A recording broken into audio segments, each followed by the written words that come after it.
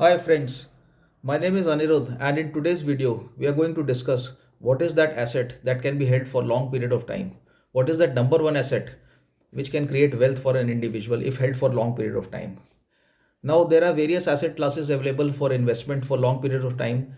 Some people would argue कि stocks लेने चाहिए, some would say gold, silver लेना चाहिए, real estate लेना चाहिए, fixed deposit करानी चाहिए. So I try to answer one by one कि प्रैक्टिकली इन सब चीज़ों में क्या प्रॉब्लम है और at the end of this video I will share कि मेरे हिसाब से जो सबसे वेल्थ क्रिएट करने वाला एसेट जो लॉन्ग टर्म तक होल्ड करके रखा जा सकता है वो क्या है. So I would recommend all to watch this video till the end. First of all सबसे पहले बात करते हैं कि अगर आपको लॉन्ग टर्म तक कोई चीज़ अपने पोर्टफोलियो में रखनी है तो उसकी क्या क्वालिटीज़ होनी चाहिए. सबसे पहली क्वालिटी ये होनी चाहिए कि वो एक ऐसी चीज़ होनी चाहिए जिसमें रिस्क मैनेजमेंट आपका इंटैक्ट हो. मतलब कोई भी ऐसी चीज़ नहीं होनी चाहिए जिसमें आपका पैसा पूरा डूबने के चांसेस हो.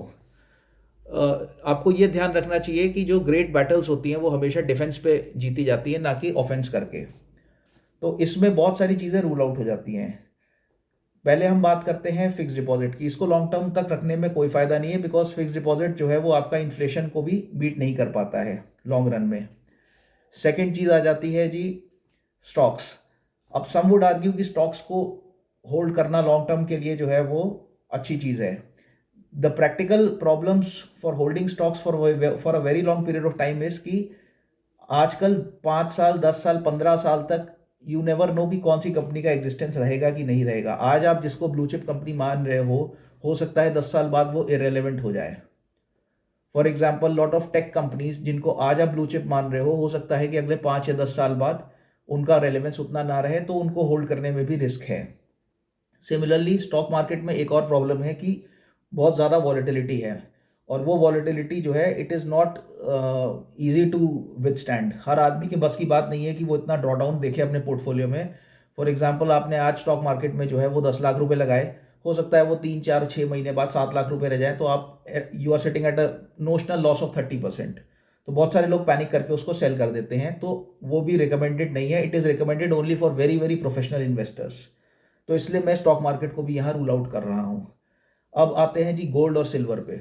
गोल्ड और silver they are good hedge against inflation और ये अच्छा इन्वेस्टमेंट है, ठीक इन्वेस्टमेंट है. बट इसमें प्रॉब्लम क्या है कि आप फिजिकल गोल्ड और सिल्वर को होल्ड कैसे करोगे, और पेपर गोल्ड सिल्वर का कोई भरोसा नहीं है. फिजिकल गोल्ड सिल्वर के लिए you need locker and all those sort of problems are there. Now coming to the answer that what is that number one asset that can be held for long period of time जिसमें volatility भी नहीं है. The answer is residential land at a fast growing area.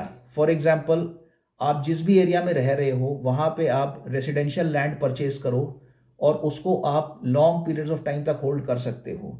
अब इसमें catch क्या है कि इसमें आप जो है एक ऐसी जगह लैंड परचेज करो जिसके सारे टाइटल वगैरह सब कुछ क्लियर हो, वरना आप इसमें भी जो है परेशानी में आ सकते हो. But land is the only asset and particularly residential land, I am not talking about commercial land, जो कि अगर लंबे पीरियड ऑफ टाइम तक रखा जाए तो जो है it is a best hedge against inflation.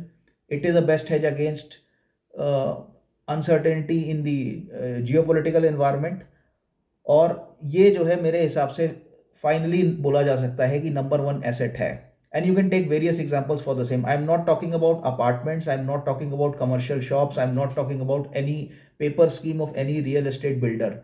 I am talking about residential plot from a government approved authority जो ready for possession हो. That is the only asset that can be held for long periods of time in India to protect your portfolio against inflation, against the various uncertainties. Hope you like this video. Thank you so much.